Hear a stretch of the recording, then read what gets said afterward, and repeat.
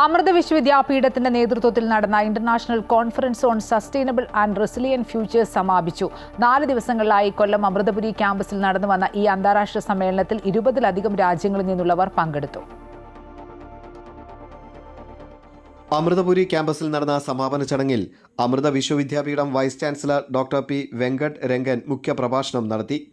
National disaster management authority founder member professor N Vinod Chandramenon മുഖ്യ അതിഥിയായി.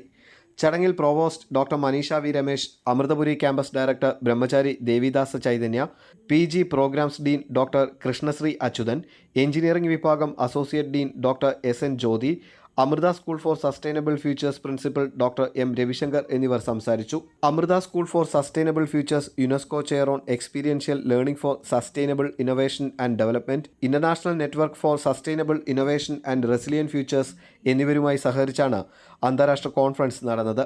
കാലാവസ്ഥ, പരിസ്ഥിതി പുനഃസ്ഥാപനം, സുസ്ഥിരത തുടങ്ങിയ വിവിധ വിഷയങ്ങളാണ് കൈകാര്യം ചെയ്തത്. കോൺഫറൻസിന്റെ ഭാഗമായി പ്രഗത്ഭരായ 80ഓളം പേരുടെ പ്രഭാഷണങ്ങൾ, ഹാക്കത്തോണുകൾ, സിംപോസിയങ്ങൾ, രാജ്യത്തെ വിവിധ NGOകളെ പങ്കെടുപ്പിച്ചുകൊണ്ടുള്ള NGO കോൺക്ലേവ്, ശില്പശാലകൾ, പ്രബന്ധാവതരണങ്ങൾ, ചർച്ചകൾ എന്നിവയും സംഘടിപ്പിച്ചു. പൂർണ്ണമായും കാർബൺ ന്യൂട്രൽ രീതിയിലാണ് കോൺഫറൻസ് സംഘടിപ്പിച്ചത്. ഏഷ്യയിൽ തന്നെ ആദ്യമായാണ് ഇത്തരത്തിൽ കാർബൺ ന്യൂട്രൽ രീതിയിൽ കോൺഫറൻസ് സംഘടിപ്പിക്കുന്നത്.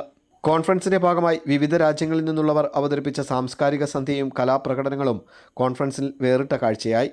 20-ലധികം രാജ്യങ്ങളിൽ നിന്നുള്ള 1000ഓളം പേരാണ് കോൺഫറൻസിന്റെ ഭാഗമായി അമൃതപുരിയിലെത്തിയത്. അമൃത ന്യൂസ്, കൊല്ലം.